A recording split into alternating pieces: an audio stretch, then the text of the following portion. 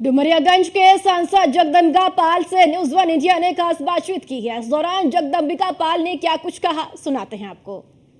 नमस्कार, आप देख रहे हैं न्यूज़ वन इंडिया और आज हम एक ऐसी संसदीय क्षेत्र में हैं जहां की खुशबू बताते हैं न केवल जिले में, प्रदेश में, बल्कि विदेश में भी बहुत जाती है। और यहाँ के सांसद ऐसे हैं कि पहले 2009 से लगातार जीत की हैट्रिक लगा चुके हैं, पर एक बार फिर से बतौर बीजेपी प्रत्याशी यहाँ से जीत की हैट्रिक लगाने की शुरुआत करने वाले हैं। जी, हमारी बात कर रहे हैं हम डुमरियागंज के लोकसभा क्षेत्र की और यहाँ के सांसद और यहाँ के बीजेपी प्रत्याशी जगदम्बिका पाल। सर, बहुत बहुत स्वागत आपका न्यूज़ वन इंडिया पे। बहुत बहुत धन्यवाद। सर, कैसे देखते हैं 5 चरण के चुनाव हो चुके हैं, छठा और सातवां खाटी पूर्वांचल में जा रहा है, अभी तक के ओवरऑल चुनाव पहले कैसे देखते हैं? देखिए, अभी तक जो अनुमान है कि 5 चरण में अभी तक लगभग 310 सीटें भाजपा एनडीए की आ गई हैं, तो बहुमत तो हमें मिल चुका है।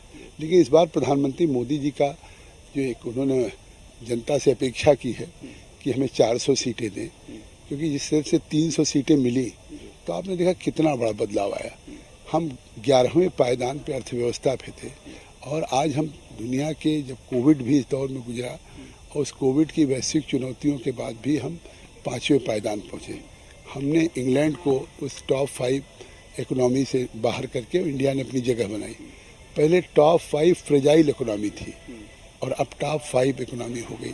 तो भारत में कितना बड़ा एक आर्थिक बदलाव नरेंद्र मोदी के नेतृत्व में हुआ है, या आत्मनिर्भर भारत बनाने का जो उनका एक संकल्प है कि 2024 का चुनाव विकसित भारत तय करेगा। तो विकसित भारत का तात्पर्य है कि लोगों को बुनियादी सुविधाएं हों। आपने देखा जनधन जब खाते खोले जा रहे थे तो लोग मजाक उड़ा रहे थे। आज जनधन खाते से आप जिस तरह से ट्रांसफ़र हो रहा है डिजिटल, अगर 6,000 रुपया प्रधानमंत्री किसान सम्मान निधि में मिल रहा तो 6,000 सीधा प्रधानमंत्री किसान सम्मान निधि का पैसा किसानों के खाते में जाए। मैं यहाँ पे आपको रोकूंगा। आप अनाज की बात की, इसको लेके कांग्रेस और विपक्षी दल इंडी गठबंधन बड़ा आप लोग का माहौल बढ़ाता था कि नहीं आता है और अनाज के आप विरोधी दे रहे हैं, पर खड़गे साहब लखनऊ आते हैं और कहते हैं कि हम 5 की जगह 10 किलो राशन देंगे। आपने जनधन की बात की, आपने पैसे ट्रांसफ़र की बात की। राहुल गांधी कहते हैं 1 जुलाई से हम 85 रुपये खटाखट मध्य आप ही लोग के आते हैं, पर उसको प्रेजेंट क्या अलग तरीके से करा जाता है?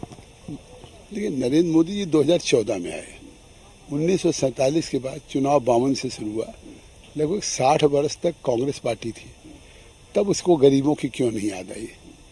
तब उसको क्यों नहीं याद आई कि हम 10 किलो अनाज देंगे? तब तो राशन की दुकानों पे ब्लैक अनाज लेना पड़ता था, गांव में चीनी ब्लैक लेनी पड़ती थी, मिट्टी का तेल लेना पड़ता था। आज ब्लैक बंद हो गया, फ्री लोगों को मिल रहा है, अगले 5 साल तक फ्री मिलेगा।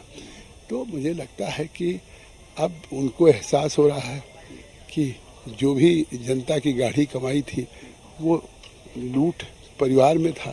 अन्यथा शायद ये 10 किलो अनाज देने की बात कर रहे हैं, या प्रधानमंत्री किसान सम्मान निधि में 6,000 मिल रहा है।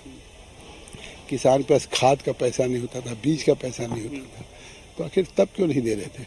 अब जब देखा कि मोदी जी की एक गवर्नेंस, सुशासन करने का तरीका है कि किसान को हम आत्मनिर्भर बनाएंगे, हम वैश्विक चुनौती में लोगों को अनाज, मकान, शौचालय देंगे, तो अब कह रहे, लेकिन अब वो मतलब चिड़िया उड़ चुकी है।